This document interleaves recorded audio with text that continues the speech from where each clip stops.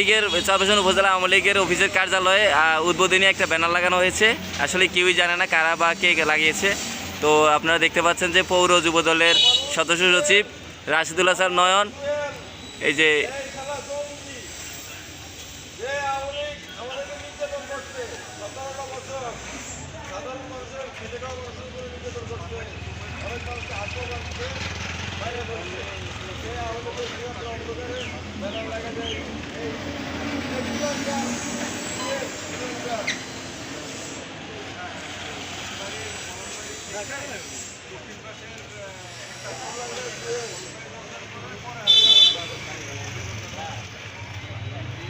ব্যানারটি ছিঁড়ে ফেলা হয়েছে। আপনারা দেখতে পাচ্ছেন ছাদের অফিসের কার্যালয়ের ছাদ থেকে নিচে নিক্ষেপ করা হয়েছে আওয়ামী লীগের সেই উদ্বোধনী ব্যানারটি।